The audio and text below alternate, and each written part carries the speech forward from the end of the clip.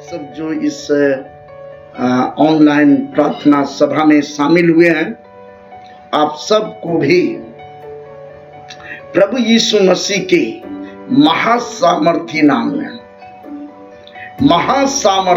में आपको हम स्वागत करते हैं। आप लोग कीमती समय को निकालकर इस शामिल हुए हैं। ये हमारे लिए बहुत ही सौभाग्य की बात है, बहुत ही सौभाग्य की बात है। सो आप सबको प्रभु बहुत आशीष देने जा रहे हैं आज की प्रार्थना सभा के द्वारा।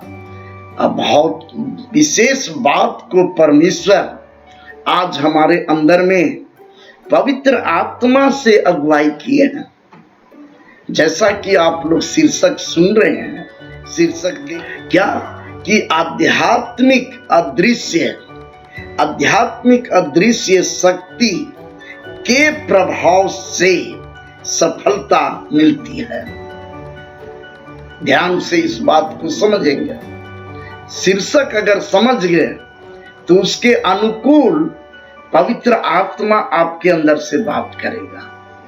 पवित्र आत्मा का शक्ति जो है आपके अंदर से बात करना, प्रकाशन देना शुरू करेगा। सो बहन, भाई बहन, माता पिता, जवान युवती और जितने भी इस ऑनलाइन में मसीह हो चाहे गैर मसीह हो, कोई भी नए पुराने, आप जहां कहीं भी हैं, पश्चिम बंगाल, यूपी, बिहार, संथाल परगना, कटिहार और आंध्र प्रदेश, महाराष्ट्र, हैदराबाद और बंबई, कर्नाटका, उड़ीसा और इधर आपका छत्तीसगढ़ और मध्य प्रदेश, भारत के भिन्न भिन्न कोनों से अब जुड़ना और शामिल होना शुरू हो गए हैं।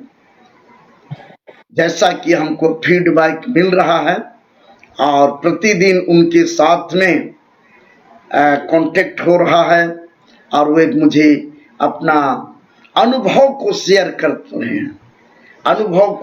करते हैं कि अब तो ऐसा लग रहा है।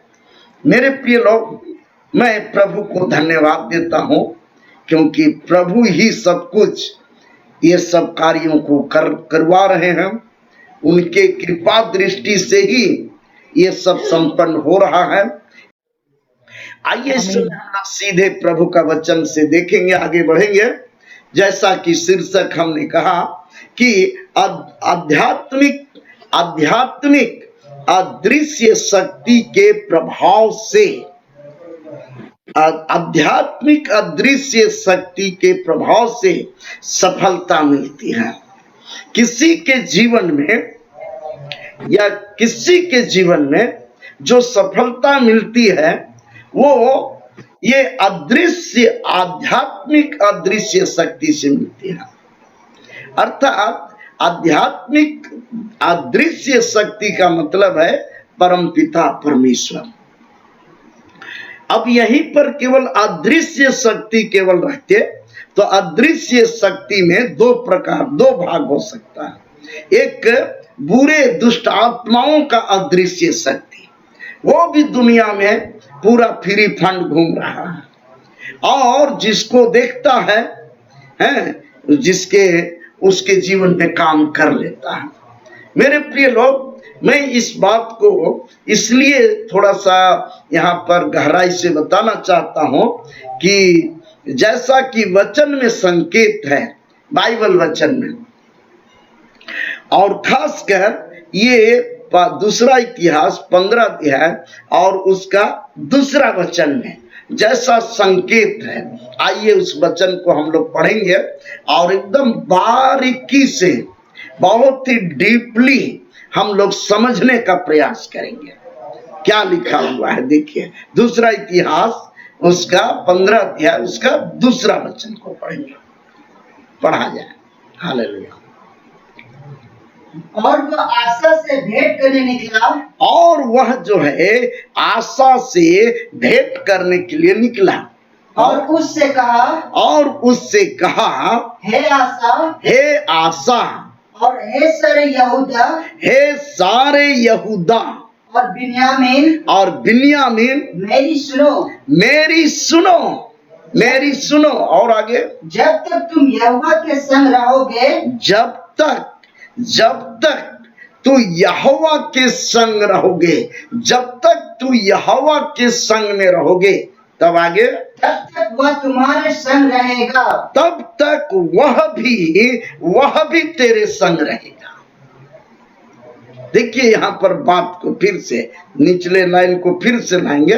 जब तक तुम यहोवा के संग रहोगे, जब तक तू यहोवा के संग रहोगे, तब तक वह तुम्हारे संग रहेगा, और तब तक वह तुम्हारे संग रहेगा। ये आशा जो शब्द है, आशा, ये एक राजा का नाम है जो इजरायलियों में राजा बना था, आशा। और जो कह रहा है कि ऐसा तुम करोगे, जब तक तू यहोवा के संग रहोगे तब तक वो तेरे संग रहेगा। वो कहने वाला वो परमेश्वर का भक्त है, जिसको कहेंगे कि वो भक्त है, और एक तरह से वो प्रकाशन पाके हैं उसको बता रहा है। किसको? आशा को, आशा राजा को। क्या बता रहा है कि जब तक तू उसके संग रहोगे वह तुम्हारे संग रहेगा। मेरे प्रिय लोग, इस वचन को मनन करने से एक बात एकदम खुलकर स्पष्ट हो जाती है। एक बात खुलकर स्पष्ट हो जाती है। वो बात यह है कि जो उसके संग में रहता है तो उसी के संग में भी परमेश्वर रहता है। तो कहने का मतलब क्या हुआ कि जो उसके संग में नहीं रहता है तो उसके साथ वह नहीं रहता है। फिर से उसको पढ़ लीजिए, फिर से निचला लाइन को दोहराएंगे। जब तक तुम यहोवा के संग रहोगे, जब तक तुम यहोवा के संग रहोगे, तब तक वह तुम्हारे संग रहेगा, तब तक वह तुम्हारे संग रहेगा। जब तक तू उसके संग में रहोगे।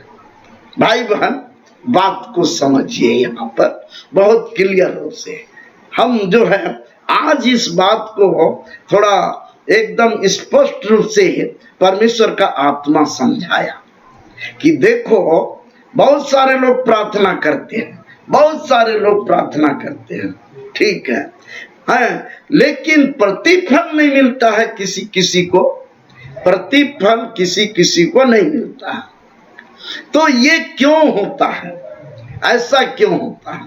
हम पवित्र आत्मा से सवाल किए कि प्रभु थोड़ा इसके संबंध में हमको गहराई से बताइए। पवित्र आत्मा को बोले कि आप हमको बताइए। तब पवित्र आत्मा इस बात को स्पष्ट करने लगा। क्या कहने लगा कि मैं उन्हीं के अंदर काम करता हूं, या परमेश्वर भी उन्हीं के अंदर काम करता है जो कि उसके संग में रहता है, उसके संग में रहता है। तो मेरे प्रिय लोग, अगर कोई उसके संग में नहीं है तो उसके जीवन में परमेश्वर काम नहीं करता है, और इसीलिए कभी कभी धोखा हो जाता है। अब जो है होता का है, कभी कभी किसी भाई बहन के लिए प्रार्थना का बात आता है, और भी ऑनलाइन में रहते हैं चाहे ऑफलाइन में, माने कोई ऐसा प्रार्थना करते कि प्रार्थना कीजिए, ऐसा बात हो गया। अभी तक तो काफी अच्छा रिजल्ट गया है। वही कोरोना महामारी के समय कुछ प्रार्थना का सुनवाई नहीं होने पाया था, लेकिन इधर तो बहुत ही अच्छा जा रहा है। तो मेरे प्रिय लोग, फिर भी हम परमेश्वर के आत्मा से सवाल किए कि ऐसा क्यों हो रहा है कि कुछ लोगों के लिए प्रार्थना होता है लेकिन उसका सुनवाई नहीं हो रहा होता है, क्या इसके पीछे क्या कारण है? तब परमेश्वर बोला कि जो प्रार्थना करवा रहे हैं, जो प्रार्थना का आग्रह कर रहे हैं, वो लोग को भी हमारे संग में रहना होगा।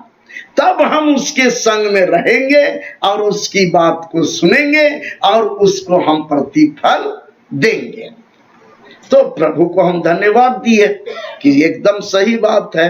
अगर कोई मान लिया जाए पानी बरस रहा है, पानी बरस रहा, तो कोई अगर छतरी के नीचे नहीं रहेगा तो वो बच कैसे पाएगा? पानी तो उसको भिंगाएगा पानी। क्यों? क्योंकि उसको पानी बरस रहा है तो छतरी के छाता के नीचे रहना चाहिए, लेकिन वो छाता के नीचे नहीं रहेगा तो उसको पानी भिंगा सकता है, उसके ऊपर में पानी बरसेगा। तो मेरे प्रिय लोग, ठीक करीब करीब उसी तरह से बात है कि जो अगर प्रभु के संग रहेगा तो प्रभु भी उसके संग रहेगा, और तब जो बेनिफिट परमेश्वर देना चाहता है उसके जीवन में मिलेगा, जो जैसा मांगेगा।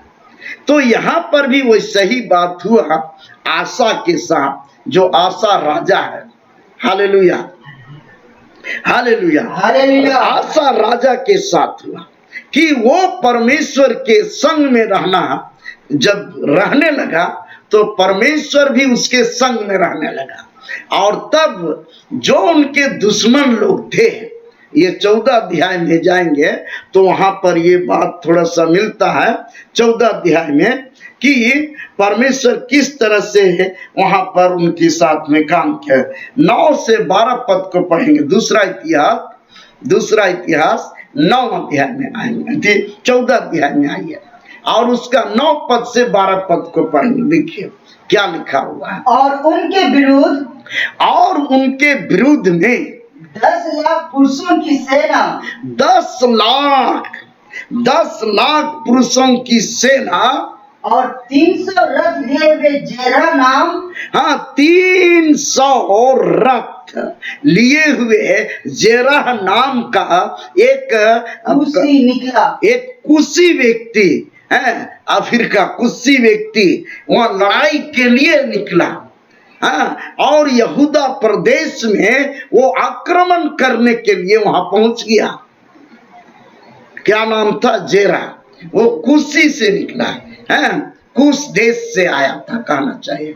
तो उसके पास सेना जो थी उनकी संख्या 10 लाख थी। उस समय सोचिए, उस समय 10 लाख सेना लेके चलना मामूली बात नहीं है मेरे प्रिय लोग। 10 लाख लिखा हुआ है यहाँ पर, तो सोचिए कितनी बड़ी सेना लेके चल रहा है मेरे प्रिय लोग। और तब क्या होता है आगे? ठीक है, क्या होता है? और मरेसा तक आ गया। और मरेसा तक जगह का नाम है, माने बॉर्डर, यहूदा प्रदेश का बॉर्डर में आ गया, एकदम नजदीक आ गया। तब आगे क्या होता है? तब आसा उसका सामने करने को चला। तब आसा जो है, जो यहूदा का राजा था, उसका सामना करने के लिए चला, एकदम सामना करने के लिए। तब आगे क्या होता है? और मरेसा के निकट साप्ता नाम तराई में युद्ध की पांति बांधी गई। और किस तराई में? साप्ता नाम के तराई में क्या हुआ? युद्ध करने के लिए पंक्ति बांधे, मतलब एकदम खड़ा हो गया है आमने सामने। उधर 10 लाख सेना है, 10 लाख सेना है और 300 रथ है, और इधर ये लोग खड़ा हो गए। आसा यहूदा के राजा लोग, यहूदा का प्रदेश का राजा आसा। अब क्या होता है मेरे प्रिय लोग? देखिए आगे जो है आप पढ़ेंगे, और थोड़ा सा आगे जाइए। तब आसा ने अपने परमेश्वर यहोवा की यों दुहाई दी। तब आसा जो है अपने परमेश्वर का यों दुहाई दी, माने उसको पुकारने लगा। और तब कि हे यहोवा, जैसे तू सामर्थ्य की सहायता कर सकता है, जैसे तू सामर्थ्य व्यक्ति तू क्या कर सकता है? सहायता कर सकता है। माने सामर्थ्य व्यक्ति को जिस तरह से विजय मिलता है, तो आगे क्या कहता है?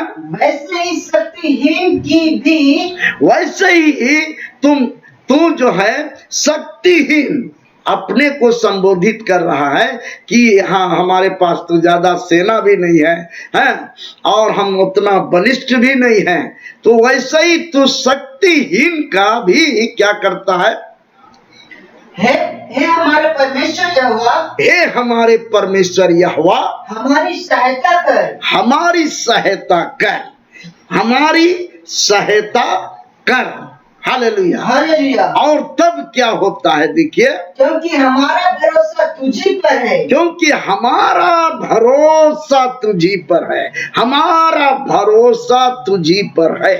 और आगे, और तेरे नाम का भरोसा करके, और तेरे नाम का भरोसा करके हम इस भीड़ के विरुद्ध आए हैं। हम इस भीड़ के विरुद्ध में, हम इस भीड़ के विरुद्ध में आए हैं। और हे यहोवा, हे यहोवा, तू हमारा परमेश्वर है। तू हमारा परमेश्वर है, तू हमारा परमेश्वर है। आगे, मनुष्य तुझ पर प्रबल ना होने पाएगा। मनुष्य तुझ पर प्रबल ना होने पाएगा, ना होने पाएगा। तो मेरे प्रिय लोग, यहाँ पर देखिए, खास बात हम ये बताना चाहते हैं, 10 लाख सेना को लेकर जेरह नाम का राजा कुस्सी से निकला है और 300 रथ लेके आ रहा है। और ये इजराइल जो यहूदा प्रदेश है, वो छोटा सा देश और वहां पर कम लोग थे, लेकिन चूंकि परमेश्वर पर भरोसा करके उस पर, उसके संग रहकर ये लड़ाई में खड़ा होता है, पंक्ति बांधता है। और तब जब तक तू उसके संग रहेगा तो वह भी तेरे संग रहेगा। हालेलुया। और जब जो है ये आसा राजा परमेश्वर के संग में हो गया तो परमेश्वर भी उसके संग हो गया। और तब 10 लाख सैनिक को, आगे लिखा हुआ है, बताएंगे, 10 लाख सैनिक को जो है ऐसा मारना शुरू किया। 10 लाख है, परमेश्वर एकदम मारना शुरू किया कि उन लोग को रास्ता नहीं मिलने लगा।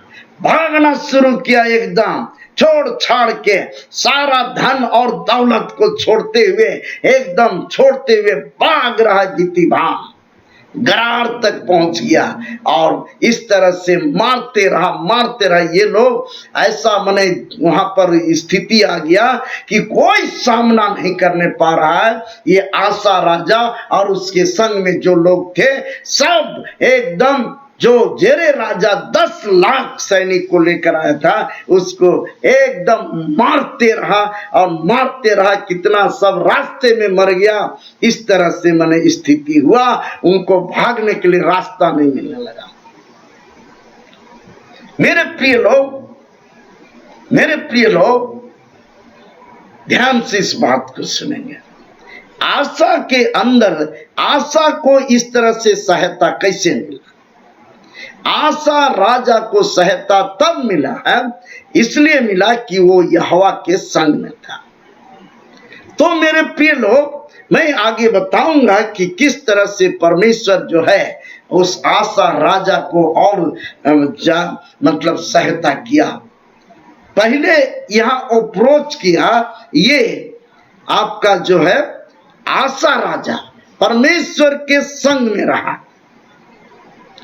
इसी पर जो है ये हम बताने के लिए चाह रहे हैं आज आप लोग को कि आध्यात्मिक अदृश्य शक्ति के प्रभाव से सफलता मिलती है। अगर हमारे और आपके जीवन में आध्यात्मिक अदृश्य शक्ति के प्रभाव ना हो तो हमें भी सफलता नहीं मिल सकती है। आज अगर किसी के लिए प्रार्थना किया जाता है तो सफलता तब मिलती है उसमें जबकि वहां पर अदृश्य शक्ति का प्रभाव वहां पर बनता है, चाहे आता है। तो आप घबराएंगे नहीं। बात को थोड़ा स्पष्ट करने के लिए इस तरह का शीर्षक को हम लेकर आपको उत्साहित करने के लिए चाहते हैं। मेरे प्रिय लोग, कभी कभी होता क्या है, जैसा यहाँ पर हम और बात को पॉइंट बाय पॉइंट हम थोड़ा सा आपके सामने शेयर करने जा रहे हैं। अगर आप देखेंगे यहाँ पर जो शीर्षक छोटा छोटा बनाकर हम आपको स्पष्ट करने जा रहे हैं, आप निकाल के पढ़ेंगे इस समय भजन संहिता 35 का 13वां वचन पढ़िए। भजन संहिता साम 35 उसका 13 वर्ष को पढ़ेंगे। देखिए वहां से क्या माने कि निष्कर्ष निकलता है। हालेलुया। जब वे रोगी थे जब वो रोगी थे तब तो मैं टाट पहने रहा तब तो मैं टाट पहने रहा, और आगे, और उपवास कर करके दुख उठाता रहा और उपवास कर करके दुख उठाता रहा, और आगे, और मेरी प्रार्थना का फल और मेरी प्रार्थना का फल मेरी गोद में लौट आया। हाँ, मेरे गोद में लौट कर क्या हुआ? आया आया। हाँ, मेरे प्रार्थना का फल लौट कर मेरे गोद में आया। इस पर आपको थोड़ा समझना होगा। मेरी प्रार्थना का फल लौट कर मेरे गोद में आया, कहने का मतलब क्या हुआ? मेरे प्रिय लोग, हैं, जो प्रार्थना करता है वह प्रतिफल पाता है। हालेलुया, हालेलुया, हालेलुया हाँ, हालेलुया, हालेलुया। हाँ, जो प्रार्थना करता है वह प्रतिफल को पाता है, और जो प्रार्थना नहीं करता है तो वो प्रतिफल को नहीं पाता है। अब रही बात कि हमको प्रार्थना हमको करना होगा। अगर ठीक है, दूसरे से आप निवेदन करते हैं कि सर मेरे लिए प्रार्थना कर दीजिए, मेरे लिए प्रार्थना कर दीजिए, ऐसा है वो इस तरह से, ठीक है, वो करेगा, लेकिन ज्यादा गारंटी जो है प्रतिफल प्राप्त करने का, जो गारंटी का बात हम कहते हैं, वो जो प्रार्थना करता है उसी को प्रतिफल मिलता है। यानी जो अगर किसी विषय के लिए करेगा वो उसको वहां पर सफलता मिलेगी। जैसे यहाँ आशा के बारे में ऊपर में है कि जब तक वो तेरे संग रहेगा तब तू उसके संग में रहेगा। मेरे प्रिय लोग, तो खास बात यहाँ पर यह है कि अगर हम प्रभु के संग रहेंगे, हैं, तो हमको प्रभु भी हमारे संग रहेगा और हमारे जीवन में तब काम होगा। हालेलुया। और इसलिए इस बात को आप जरूर, इस बात को एकदम गांठ बांध लीजिए, चाहे इसको एकदम पूरे रीति से लीजिए, क्या कि आपको भी प्रार्थना करने वाला बनना होगा। अगर आप प्रार्थना करने वाला नहीं बनते हैं तो आपका प्रार्थना का फल आपके गोद में बोलिए नहीं आएगा, पहुंचे नहीं आएगा एकदम। तो इसको अंडरलाइन कर लीजिए और एकदम उसको एकदम उसी तरह से दिमाग लगाना है। एकदम भाग भरोसे किसी में नहीं रहना है, माने एकदम हम प्रार्थना करेंगे, हमारे गोद में परमेश्वर उसका उत्तर देगा। हालेलुया। तो मेरे प्रिय लोग, उसमें धोखा नहीं होगा। चाहे इस समय ऑनलाइन में जितने भी भाई बहन लोग हैं, चाहे वो प्रभु को जानते हैं या नहीं जानते हैं, प्रभु को जानते हैं या नहीं जानते हैं, वो माने नहीं, इसमें हम स्पष्ट नहीं कर रहे हैं, लेकिन जो प्रार्थना करेगा उसी के गोद में वो प्रतिफल आएगा। बोलिए हालेलुया, हालेलुया। सो जाते हैं का कभी कभी? कीजिएगा, मालूम होगा कि भाई आप लोग, कुछ लोग सुन रहे हैं बड़े ध्यान से। Hallelujah, hallelujah. एक तो भाई एक तो छोटा सा किस्सा बताते हैं थोड़ा सा। एक तो भाई थे, पास्टर का बेटा थे, तो ये करीब मतलब कि 2000 आसपास, उससे वही आसपास का बात बता रहे हैं।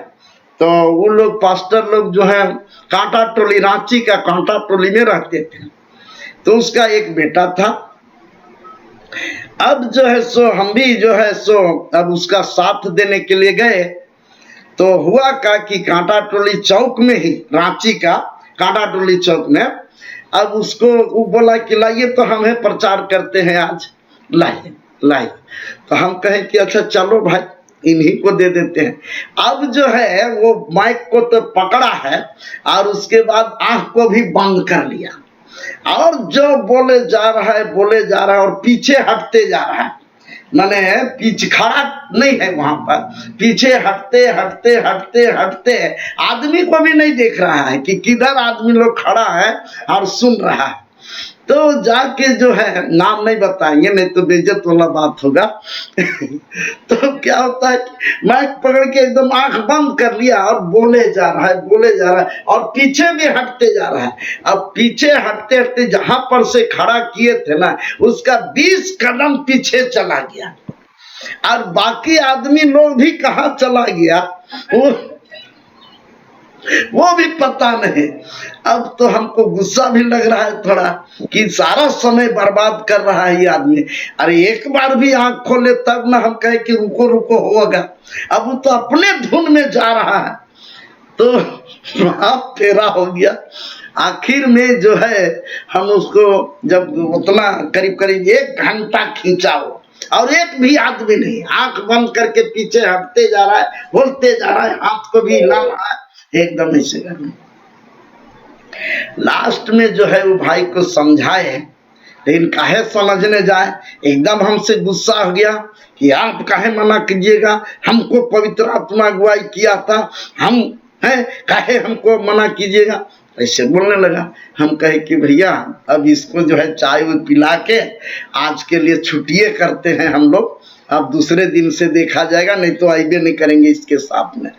आखिर में उस दिन से उसका किनारे हुए हम, और उसके बाद जो है सो बाद में कुछ दिन तो रहा वो व्यक्ति भाई, और बाद में तो एडमिट हुआ एकदम पागल खाना में, और पता नहीं कितना दिन, अभी तो दिखाइयो नहीं देते हैं है कि नहीं। तो इस प्रकार से होता है। तो हम आपको इसलिए टोकते हैं कभी कभी, कहीं हम तो कहीं 20 किलोमीटर आगे तो नहीं भाग गए, और आप लोग भी सुनते सुनते कहा पार हो गए। तो कहीं वैसा ही घटना तो नहीं घट रहा है हमारे साथ, इसीलिए हम कभी कभी हालेलुया बोलने के लिए बोलते हैं। तो मैं एक बार ओम कीजिएगा, जरूर बोलिएगा, हाँ हम लोग हैं हालेलुया, बस हम समझ जाएंगे हालेलुया। तो मेरे प्रिय लोग, साफ बात है क्या, जो प्रार्थना करता है वह प्रतिफल पाता है। अगर प्रतिफल पाना है तो आपको भी प्रार्थना करना होगा। Hallelujah hallelujah. अब आगे जो है वचन देखिए, हाँ आगे है आपका भजन संहिता 91 का 1 पद से, आप भजन संहिता 91 का 1, ये मैंने एकदम बारीकी से स्पष्ट कर रहे हैं बात को, कई बार आप लोग सुने होंगे, लेकिन उसका जो मेन बात निकलता है हाँ शीर्षक के रूप में, उसको भी समझना जरूरी है। पढ़िए भजन संहिता 91 का 1 पद। जो परम प्रधान के छाए हुए स्थान में बैठा रहे, हाँ बैठा रहे, वह सर्वशक्तिमान की छाया में ठिकाना पाएगा। वह सर्वशक्तिमान के छाया में क्या पाएगा? ठिकाना पाएगा। ठिकाना पाएगा, ठिकाना पाएगा। जो बैठा रहे वही ठिकाना पाएगा, और वहां नहीं है तो इसका मतलब नहीं पाएगा। कहने का मतलब यहाँ पर ये है। तो इसका जो शीर्षक बनता है, आप घंटों प्रचार कर सकते हैं, ये शीर्षक इसे बनता है कि जो शरण लेता है वह शरण पाता है। जो शरण लेता है वो शरण पाता है, और जो शरण नहीं लेता है वो शरण नहीं पाता है। अब उनके ऊपर में निर्भर होता है। अगर हाँ जो शरण लेता है परमेश्वर का, उसी को ठिकाना मिलता है। कहने मतलब वही शरण पाता है, बाकी नहीं पाएगा। अब जितना नीचे लिखा हुआ है 91 भजन संहिता के कि वो बहेलियों के जाल से बचेगा और महामारी से बचेगा और उसके डेरे के निकट कोई दुख नहीं आएगा, तो इस तरह से जो बातें पूरा लिखा हुआ है, तो वो किसके लिए है? जो उसके शरण में लेगा उसी के लिए है। अगर कोई नहीं शरण में लेगा तो उसको कितना आप बताइएगा कि ऐसा लिखा हुआ है ये होगा, तो वहां पूरा नहीं होगा, क्योंकि वो जो है उसका शरण लिया ही नहीं है, लेता ही नहीं है, तो शरण पाता कहीं पाएगा किसे? कभी कभी इसी में धोखा होता है। हम तो बोल देते हैं तेरे डेरे के निकट कभी दुख नहीं आएगा, लिखा हुआ 10 पद में। हाँ, क्या भजन संहिता में लिखा हुआ है ना, 10 पद में क्या लिखा हुआ है, लेकिन इसलिए कोई विपत्ति तुझ पर ना पड़ेगी और ना कोई दुख तेरे डेरे के निकट आएगा। हाँ, और ना कोई दुख तेरे डेरे के निकट आएगा। अच्छा, अगर अगला आदमी जो है शरण में नहीं रहेगा तो क्या होगा? बात को समझिए बढ़िया से। अगर वो शरण में नहीं आया है, ऊपर में एक पद में क्या लिखा हुआ है, ऊपर में एक पद में, जो सर्वशक्तिमान के छाए हुए स्थान में क्या करेगा? बैठा रहेगा। वही जो है वही ठिकाना पाएगा। अब जो नहीं बैठा हुआ है तो वो ठिकाना कैसे पाएगा? और इसलिए अगर हम किसी अंधाधुन व्यक्ति को बोल देते हैं कि तेरे डेरे के निकट कोई दुख नहीं आएगा, तो आपका बोली से तो कोहड़ा जैसे फूल जाएगा एकदम। अरे नहीं आएगा तो कैसे नहीं आएगा? उस पर तो जानना होगा ना, जब उसको भी शरण में आना होगा तब वो ठिकाना पाएगा। तो मेरे प्रिय लोग, ये बात सच है, क्योंकि ताली जो है ना दो हाथ से बजाई जाती है, एक हाथ से तो बजेगा नहीं। तो एक आदमी अगर परमेश्वर प्रयास कर रहा है और अगला प्रयास लेने नहीं चाह रहा है तो क्या होगा? मामला तो गड़बड़ हो जाएगा वहां। तो कहने का मतलब है कि उधर से भी प्रयास जब तक नहीं होगा तब तक वहां सफलता नहीं मिलेगा। बोलिए हालेलुया। हालेलुया। हाँ, समझ रहे हैं तो बोलिए हालेलुया। Hallelujah hallelujah hallelujah. एक तरफा काम नहीं होता। हालेलुया। एक तरफा काम नहीं होता। हालेलुया। आगे देखिए, थोड़ा सा आगे, याकूब 4 का 8वां वचन को पढ़िए।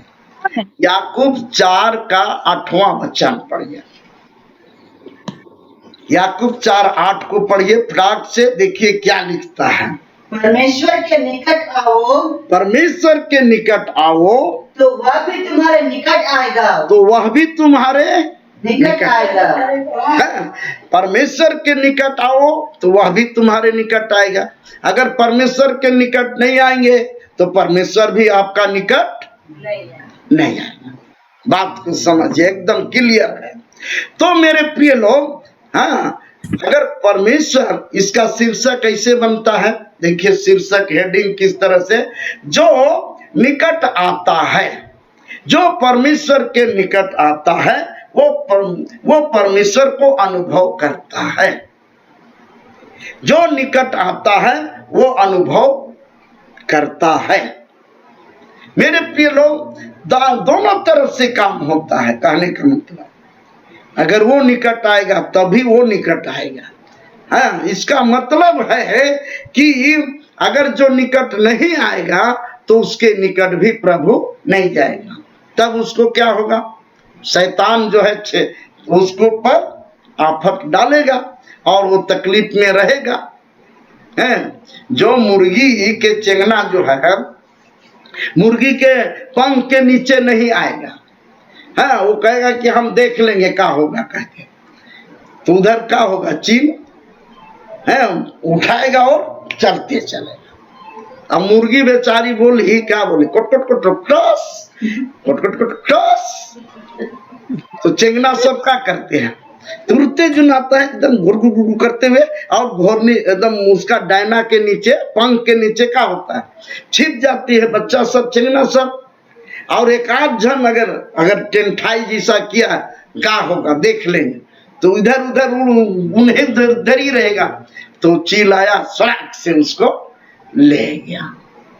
तो हमारे और आपके साथ भी ऐसे ही होता है।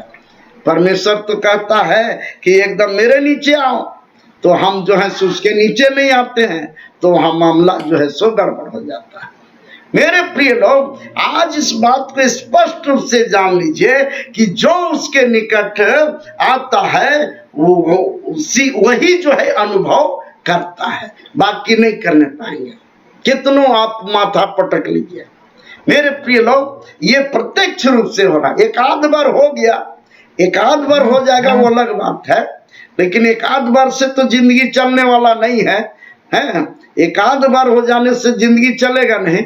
लेकिन मेरे प्रिय लोग, अगर आपको अच्छा से अपना बैलेंस बना के चलना है प्रभु से, तो उसके साथ में रहना आपको अनिवार्य है।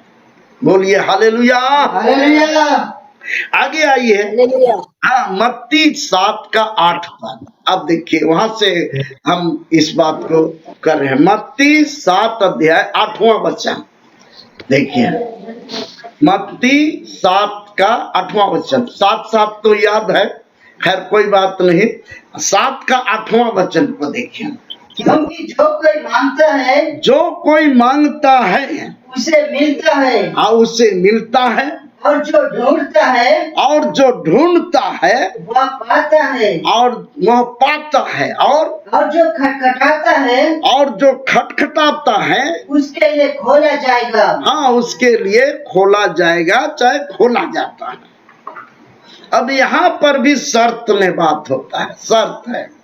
शर्त क्या है? जो मांगता है उसे मिलता है, जो ढूंढता है वो पाता है, और जो नहीं ढूंढता है वो और जो नहीं मांगता है वो नहीं, जो हालेलुया, हालेलुया। और जो नहीं खटखटाता है उसके लिए नहीं खोला जाता है। तो कहने का मतलब है कि जो मांगता है उसे ही मिलता है। हम कितनों अगर एक तरफा कहेंगे कि प्रभु दे दीजिए उनको, दे दीजिए प्रभु, दे दीजिए प्रभु, हैं, तो हो सके वो गारंटी नहीं रहेगा। ठीक है, हमारा आपका फर्ज है कि हम निवेदन कर रहे हैं, उनके लिए निवेदन कर रहे हैं, लेकिन कोई गारंटी नहीं हो सकता है। क्योंकि अगला जो है, अगला तो वो उसके लिए फेवर में नहीं है ना। अगला जो है मन को एकदम करना के है, तो वहां पर अगला के ऊपर में वो मतलब आशीष नहीं दे पाएगा, गारंटी नहीं है उसका। गारंटी तब होगा जब वो भी झुकेगा और मांगेगा। मेरे प्रिय लोग, और इस तरह से जो है फिरौन राजा, मिस्र देश में क्या हुआ था कि वो परमेश्वर के सामने झुकता नहीं था।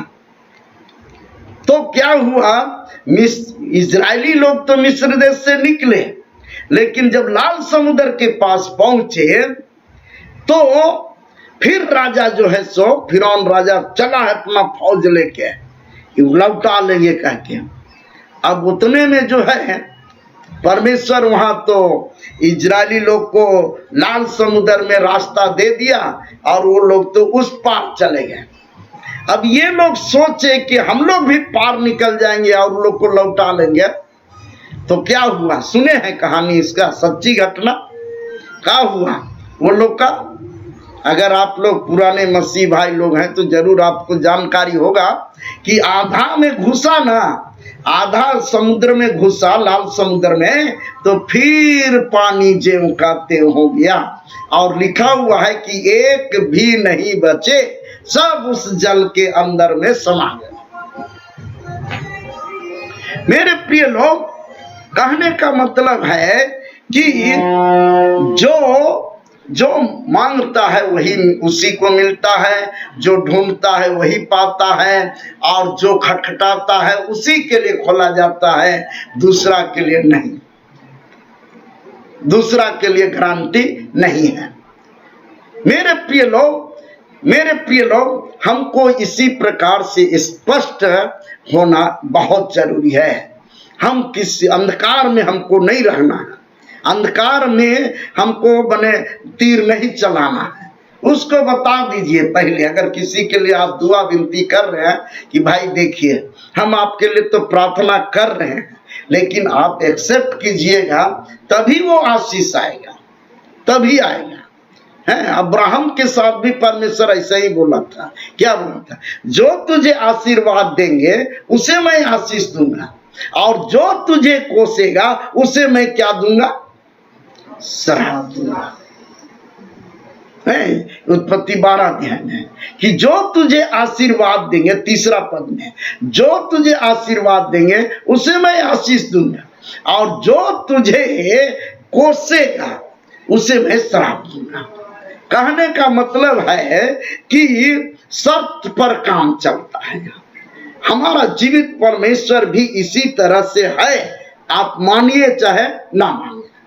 मेरे प्रिय लोग, अगर गारंटी के साथ आप जाना चाहते हैं, हालेलुया, गारंटी के साथ, वारंटी नहीं, गारंटी के साथ, तो आपको भी वहां पर आना होगा। और केवल वारंटी चाहते हैं तो आप करें या ना करें, तो इस तरह से होगा। मेरे प्रिय लोग, आज जरूरी है कि हम अगर गारंटी चाहते हैं कोई भी बात के लिए, तो हमको भी उसके संग में रहना होगा, तभी वो हमारे जीवन में काम करेगा। मेरे प्रिय लोग, केवल हल्का सा लेने से, हैं, केवल साइन बोर्ड लगाने से काम नहीं होगा। Hallelujah, hallelujah. कितना लोग हैं? नहीं चले। नहीं चलेगा, नहीं चलेगा, केवल साइन बोर्ड लेके नहीं चलेगा। एक बार जो है सो हम दुमका से आगे गए थे, मसलिया कहते हैं वहाँ, तो बड़ा डैम है, तो वहाँ पर संथाली भाई लोग मीटिंग का आयोजन किए थे, करीब 150-200 से ऊपर लोग थे। तो हम पूरे परिवार हम लोग गए थे वहाँ, मसान जोड़ गए थे। तो हुआ क्या कि प्रचार चलने लगा, बड़ा जबरदस्त प्रचार कर रहे हैं। तो सारफत नाम नगर में जो विधवा रहती थी, उसके यहाँ जो रोटी घट गया था, मैदा घट गया था, कुपी में तेल घट गया था, तो उसके बारे में प्रचार किए। तो प्रचार में ये निकला कि जब एलिया के लिए खिलाया, वो रोटी खिलाई, और तब जैसे वहां पर जाती है तो जो मुट्ठी भर मैदा था उसका तो रोटी बना के ले लाई, लेकिन जैसे लौट के जाती है तो देखती है तो घड़ा फिर भर गया, और उसके बाद कुपी में तेल भी भर गया। तब अब क्या करें, सालों भर जितना दिन अकाल था वो लोग पूरा परिवार खाए। तो उसी में हम बोलने लगे, क्या बोलने लगे कि अब सूखी रोटी नहीं चलेगा, नहीं चलेगा, क्या चलेगा, छान छान के पूरी चलेगा। और ऐसा कह के जो है ना, सब लोग को नारा लगवाने लगे। तो हम बोलने लगे कि सूखी रोटी नहीं चलेगा, तो उधर से सब संथाली भाई लोग बोल रहे हैं एकदम छान छान के चलेगा। सब लोग बोलने लगा एकदम जोरदार पूर्वक, हाथ उठा उठा कर जबरदस्त, सूखी रोटी नहीं चलेगा। तो कहता है कि छान छान के अब चलेगा। बड़ा जबरदस्त मीटिंग चला मेरे प्रिय लोग। तो सचमुच में बात यही है कि हमको जो है एकदम कहना चाहिए कि प्रभु के साथ रहेंगे तभी हमारे लिए प्रभु काम करेगा। Hallelujah, hallelujah. अब आइए भजन संहिता 34 का 5 पद को पढ़ेंगे। अब जल्दी जल्दी खत्म करते हैं, बहुत बात आप लोग समझ रहे हैं। भजन संहिता 34 का 5वां वचन को आप आइए। जिन्होंने उसकी ओर दृष्टि की, जिन्होंने उसकी ओर दृष्टि की, उन्होंने ज्योति पाई, उन्होंने ज्योति पाई, और उनका मुंह कभी काला न होने पाया, और उनका मुंह कभी काला होने नहीं पाया। देखिए, किनका मुंह काला नहीं होने पाया? देखिए यहाँ पर बात को समझिए वचन को। हालेलुया। जिन्होंने उनकी ओर दृष्टि की हैं, उन्होंने ज्योति पाई और उनका मुंह काला होने नहीं पाया। तो जो उनके ओर दृष्टि करते हैं उन्हीं के जीवन में प्रभु काम करते हैं, और जो उनके ओर दृष्टि नहीं करते हैं उनके जीवन में प्रभु काम नहीं करते हैं। जो उनके ओर दृष्टि नहीं किए हैं उनका मुंह काला हो जाता है, जो उसके ओर दृष्टि करते हैं उनका मुंह काला नहीं होता। हालेलुया। तो मेरे प्रिय लोग, इस पर जो शीर्षक बनता है कि जो देखता है वो सफल होता है, जो देखता है वो सफल होता है। मेरे प्रिय लोग, तो ये बात एकदम जुड़ा हुआ है, और इसलिए भाग्य भरोसे आप नहीं रहेंगे, एकदम व्यक्तिगत रूप से आपका दोस्ती जो है प्रभु के साथ होना चाहिए, परमेश्वर के साथ होना चाहिए। Hallelujah, hallelujah. अब आगे भजन संहिता 50 का 15, ये भी कई बार आप पढ़े होंगे, लेकिन वहां से हम थोड़ा सा स्पष्ट कर दे रहे हैं। भजन संहिता 50 का 15 और 145 का 18। और संकट के दिन मुझे पुकार, और संकट के दिन में तू मुझे पुकार, और मैं तुझे छुड़ाऊंगा, मैं तुझे छुड़ाऊंगा, और तू मेरी महिमा करने पाएगा, और तू मेरी महिमा करने पाएगा, तू मेरी महिमा करने पाएगा। अब यहाँ पर भी दोनों पक्ष में बात है, क्या कि जो पुकारता है वह महिमा को देखता है। हाँ, जो पुकारता है वो महिमा को देखता है, यानी पुकारता है प्रभु हमको आइए बचाइए, तो वो उसको छुड़ाता है और प्रभु का महिमा को देखने पाता है। लेकिन अगर कोई नहीं पुकारेगा तो उसको वो महिमा को देखने नहीं पाएगा। मतलब क्या है कि आपको पुकारना है, तब वो आप परमेश्वर का महिमा वहां प्रकट होगा। बोलिए प्रभु यीशु मसीह के जय। Hallelujah, hallelujah. आशा राजा भी इसी तरह से किया। आशा राजा भी इसी तरह से किया, और इसलिए आगे चल के वो सफलता को पाया है। आगे पढ़ेंगे तो हालेलुया। हाँ, भजन संहिता 145 का जितने यहोवा को पुकारते हैं, 18 पद को। हाँ, जितने यहोवा को पुकारते हैं, अर्थात जितने शब्द लिखा हुआ है देख रहे हैं ना, जितने, हाँ, जितने यहोवा को पुकारते हैं, अर्थात जितने उसको सच्चाई से पुकारते हैं। अब देखिए, जितने उसके सच्चाई से पुकारते हैं, उन सबों के वह निकट रहता है। उन सबों के वह निकट रहता है। और बाकी लोग के निकट क्या बोलेंगे आप? नहीं रहता है। मेरे प्रिय लोग, जितने पुकारते हैं अर्थात सच्चाई से पुकारते हैं, उनके निकट ही यहोवा रखता है, और तब उनके जीवन में काम होता है। और इसलिए हमको मेरे प्रिय लोग दोनों हाथ से ताली बजाई जाती है। कहने का मतलब कि आप अगर उसको सही रूप से पुकारेंगे, तब परमेश्वर उनके जीवन में, आपके जीवन में काम करेगा। ये हमारे और आपके जो है इति करने से नहीं होगा। हम लोग एक माध्यम है, एक रास्ता बताया जा रहा है। आज मेरे प्रिय लोग, एक ऐसे भाई से हमारी मुलाकात हुई जो ये तो कहता है कि हम प्रभु यीशु को मानते हैं, और हमारे मंदिर में भी जो है प्रभु यीशु मसीह का क्रूस भी वहां टांगा हुआ है, और बाइबल भी है वहां पर। ज्यादा दूर का बात नहीं बताया, रांची का चुटिया में बताया। तो वो हमारा गुरु है।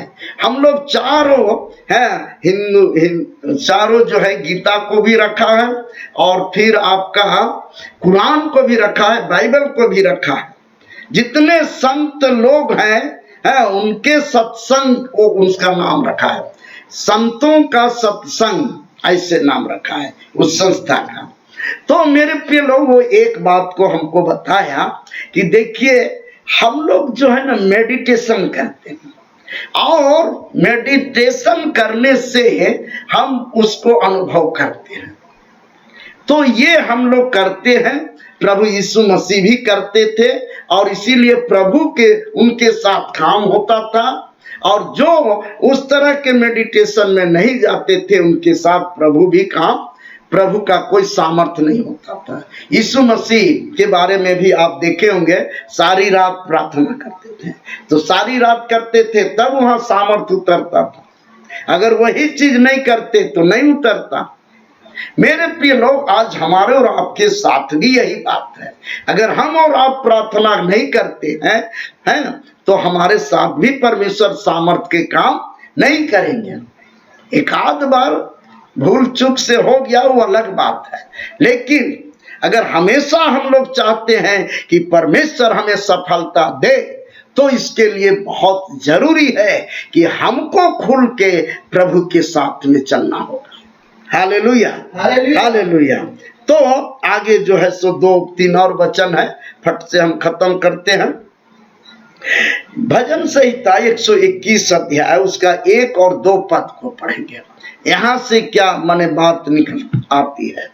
देखिए भजन संहिता 121 का 1 और 2 पद बहुत बार आप लोग पढ़े होंगे, सुने होंगे, लेकिन यहाँ पर कुछ अलग तरीका से आपके सामने प्रभु का वचन को पहुंचाने के लिए पवित्र आत्मा हमको अगुवाई किया है। तो मैं साफ साफ रख रहा हूं, क्या लिखा हुआ? मैं अपनी आंखें पर्वतों की ओर लगाऊंगा। मैं अपनी आंखें पर्वतों की ओर लगाऊंगा। ठीक है, मुझे सहायता कहाँ से मिलेगी? मुझे सहायता कहाँ से मिलेगी? मुझे सहायता यहोवा की ओर से मिलती है। हाँ, मुझे सहायता यहोवा की ओर से मिलती है। मुझे सहायता यहोवा की ओर से मिलती है। लेकिन किसको मिलती है? सवाल उठता है यहाँ पर, किसको मिलेगी या मिलती है? जो उसकी ओर अपनी आंखों को लगा कर रखते हैं, जो प्रभु के तरफ अपनी आंखों को लगा कर रखते हैं। मेरी आंखें किधर है? पर्वतों की ओर, प्रभु को बताया। तो मेरे प्रिय लोग, कहने का मतलब यहां से यही स्पष्ट होता है कि जो सहायता मांगता है उसी को सहायता मिलता है। हालेलुया। जो सहायता मांगता है उसी को सहायता मिलता है, बाकी लोग नहीं। तो इसलिए मेरे प्रिय लोग, इस वचन से ये बात सामने पहुंचती है कि जितने, हाँ क्या लिखा हुआ है और एक बार दोहरा दीजिए। हालेलुया। उसी को मैं अपनी आंखें कहाँ लगाऊंगा? पर्वतों की ओर लगाऊंगा। हैं, अगर लगाएंगे तभी आपको मिलेगा। और आगे, मुझे सहायता कहाँ से मिलेगी? मुझे सहायता कहाँ से मिलेगी? मुझे सहायता यहोवा की ओर से मिलती है। मुझे सहायता यहोवा की ओर से मिलती है। और शर्त यही हुआ इसमें कि जो उसकी ओर ताकते हैं, जो उसकी ओर अपना आंख को उठाकर देखते हैं। मेरे प्रिय लोग, और इस तरह से कहने का मतलब है कि जो सहायता मांगता है उसी को सहायता मिलता है और दूसरा को नहीं मिलेगा। फिर आगे थोड़ा सा आगे एक आध और जाएंगे। भजन संहिता 37 का 3-4 पद को पढ़ेंगे, जल्दी से पढ़ेंगे। हालेलुया। भजन संहिता 37 का 3-4 देखिए। यहोवा पर भरोसा रख, यहोवा पर भरोसा रख और भला कर, और भला कर, देश में बसा रह, और देश में बसा रह, और सच्चाई में मन लगाए रह, और सच्चाई में मन लगाए रह। यहोवा को अपने सुख का मूल जान, यहोवा को अपने सुख का मूल जान, और वह तेरे मनोरथों को पूरा करेगा। और वह तेरे मनोरथों को पूरा करेगा। तो किसका मनोरथ को पूरा करेगा? जो व्यक्ति यहोवा पर भरोसा रखता है, जो यहोवा पर भरोसा रखता है उसका मनोरथ पूरा होता है। बात यहाँ पर है कि जो व्यक्ति यहोवा पर भरोसा रखता है उसको ही, उसका मनोरथ को यहोवा पूरा करता है। मेरे प्रिय लोग, और इसलिए जरूरी है कि हम उस पर भरोसा रखें। हैं, भरोसा रखने का मतलब कुछ और गहराई में जाएंगे तो कहना चाहिए कि उसके आज्ञाओं का पालन करना है, उसका आदेश का पालन करना है, तब जाकर वो संबोधित होगा। अगर आप उसके आज्ञा का पालन नहीं कर रहे हैं और आपका आदेश का पालन नहीं कर रहे हैं तो इसका मतलब है कि आप उस पर भरोसा नहीं कर रहे हैं और तब वो अपने मनोरथ को आपका मनोरथ पूरा नहीं करेगा। मेरे प्रिय लोग, आखिरी में ये 9वां पॉइंट के जैसा रूप में है कि दूसरा इतिहास 15 का 4 और 15 पद को आप पढ़ेंगे, लास्ट है, और उसके बाद हम लोग प्रार्थना में जाएंगे। जितने भी ऑनलाइन में भाई बहन लोग, आप लोग अपना कीमती समय को दिए हैं, आप इन वचनों को बहुत अच्छा से अध्ययन करेंगे और हम आपको इन वचनों के द्वारा उत्साहित करते हुए ये बात को कहे हैं ताकि आप प्रभु में एकदम आगे बढ़िए और प्रभु के बड़े बड़े कामों को भी आप देखिए और विश्वास को अपना मजबूत कीजिए। पढ़ेंगे क्या लिखा हुआ है। परंतु जब जब वे संकट में पड़कर, हाँ, दूसरा इतिहास 15 का चौथा वचन, जब जब वह संकट में पड़कर इस्राएल के परमेश्वर यहोवा की ओर फिरे, हाँ, इजराइल के परमेश्वर यहोवा की ओर फिरे और उसको ढूंढा, और उसको ढूंढा, तब तब वह उनको मिला। तब तब उनको मिला। देखिए यहीं पर बात को समझिए।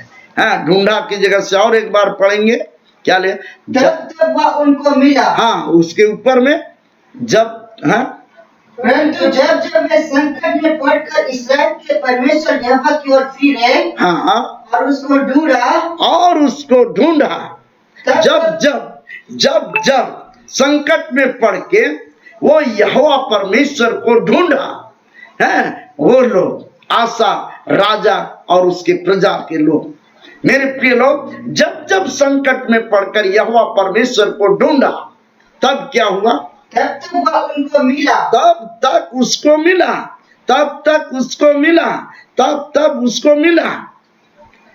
और जब जब नहीं ढूंढा तब तब नहीं मिला। क्लियर बात है।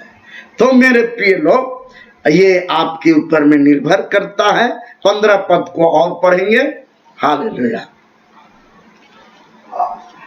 और यह शपथ खाकर सब यहूदी आनंदित हुए, और 15 पद में लिखा हुआ है कि और शपथ खाकर सब यहूदी लोग क्या हुए, आनंदित हुए। और आगे, क्योंकि उन्होंने अपने सारे मन से शपथ खाई, क्योंकि उन्होंने अपने सारे मन से शपथ खाई।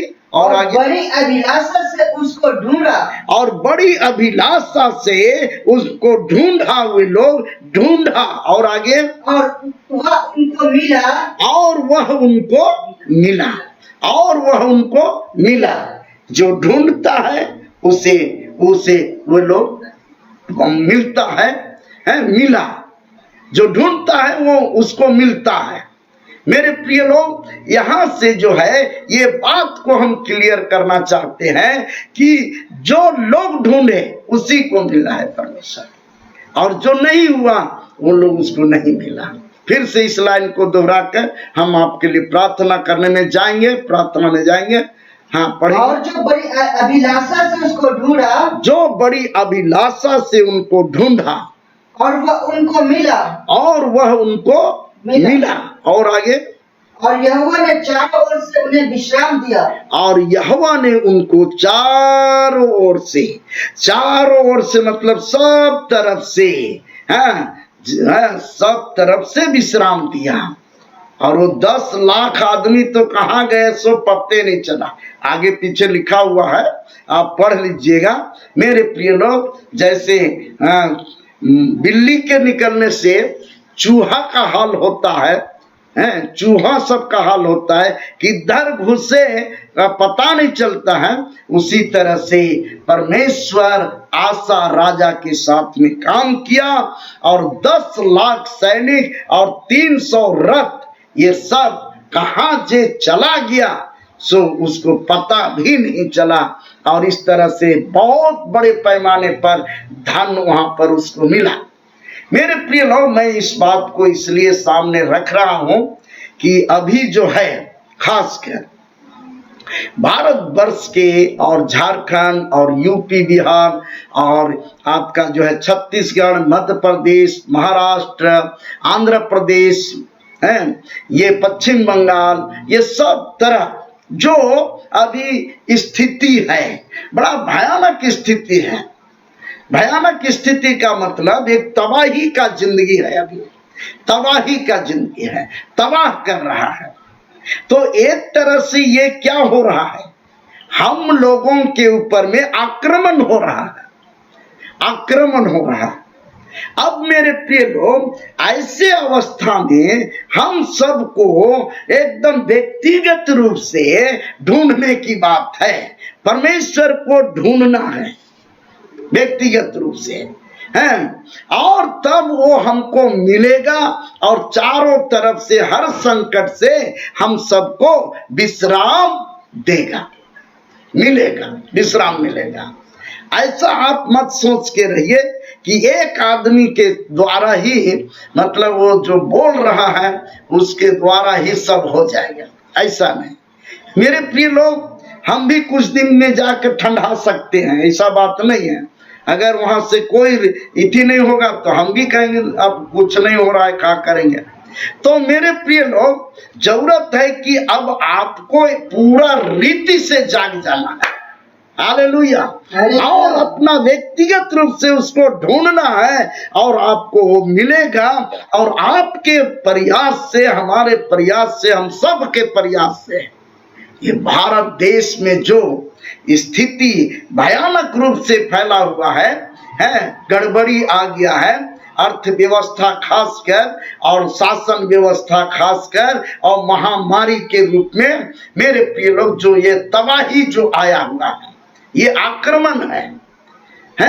आप अकेले हैं, अकेले नहीं। आप इस बात को सोचिए, कल हम सुबह में जो इस बात को बताए थे कि सूरवीर सुरमा, सूरवीर सुरमा।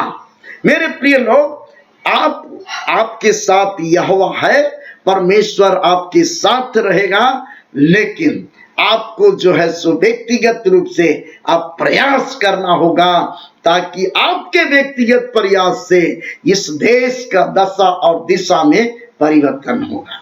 हालेलुया, आपका जीवन में भी परिवर्तन होगा। हालेलुया। सो प्रभु को महिमा मिले इस वचनों के द्वारा, और आप सबको भी मैं व्यक्तिगत रूप से उत्साहित करते हुए कहना चाहता हूं कि एकदम सुबह में आप प्रार्थना में लग जाइए, प्रार्थना में एकदम लग जाइए। आपके प्रार्थना के प्रभाव से ही ये पूरा देश जो है परिवर्तन हो जाएगा। मेरे प्रिय लोग, आप परिवर्तन होंगे तो देश परिवर्तन होगा, आप परिवर्तन नहीं होंगे तो देश भी परिवर्तन नहीं होगा। मेरे प्रिय लोग, परमेश्वर करेगा काम, आपके अनुसार करेगा। सो आइए आज के शाम में इन्हीं वचनों से आपका मनोबल ऊंचा हो, और एकदम जरा सा भी आप लापरवाही में ना रहे, पर एकदम प्रार्थना में लग जाए। ये 6 महीना के अंदर में भारत देश के अंदर हर एक स्टेट लेवल में, हर एक जिला लेवल में, हर एक प्रखंड लेवल में, हर एक पंचायत लेवल में आपके जैसे प्रार्थना योद्धा लोग खड़ा हो जाए, और तब वहां का काम वहां होना शुरू होगा। मेरे प्रिय लोग, प्रभु को धन्यवाद देते हैं। प्रभु महान है, अद्भुत है। वो तो तैयार खड़ा है, कब से खड़ा है, लेकिन हम तैयार नहीं होते हैं। कभी कभी सुबह में जो है सो एकदम ध्यान नहीं देते, कारण वो जो है सो फिर मामला ज्यों का त्यों हो जाता है। सो आइए, हमको ढीली नहीं करना होगा, हमको एकदम ढिलाई नहीं करना है, एकदम टाइट पोजीशन से हमको प्रार्थना में रहना है। हर बात के लिए प्रार्थना करेंगे, प्रभु हमारा उत्तर देगा। Hallelujah, hallelujah. आइए इस समय अपने आंखों को बंद करें, प्रार्थना करते हैं। प्रेमी पिता परमेश्वर, प्रभु यीशु मसीह, आज के सामने इतने भाई और बहन लोग आपका वचन को सुने हैं प्रभु जी, बड़ी स्पष्ट रूप से सामने रखे हैं प्रभु जी। हे पिता, हम प्रार्थना करते हैं कि जितने ऑनलाइन में शामिल हुए हैं उनके द्वारा आप और बड़े बड़े काम को उनके द्वारा आप कीजिए प्रभु। पहले तो उनको तैयार कीजिए प्रभु, कि इस तरह से प्रार्थना करने वाले और वचन का प्रचार करने वाले, लोगों को कन्विंस करने वाले वो बन जाएं। हे पिता, ताकि उनके द्वारा काम हो प्रभु जी। हे पिता, हम धन्यवाद देते हैं आपके अनुग्रह के लिए, आपकी कृपा के लिए। सारी आदर और महिमा आपको मिले।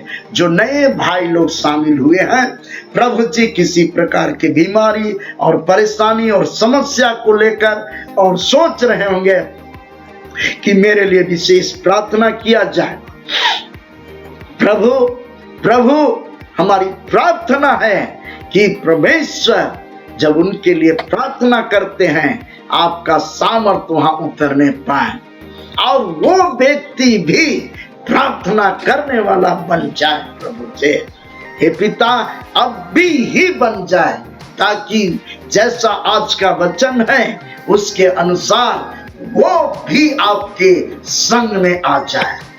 हे पिता, तेरी इच्छा पूरी हो जाए। ये प्रार्थना प्रभु यीशु मसीह के नाम से मांगते हैं, सुनिए और दया से ग्रहण कीजिए। आमीन, आमीन, आमीन।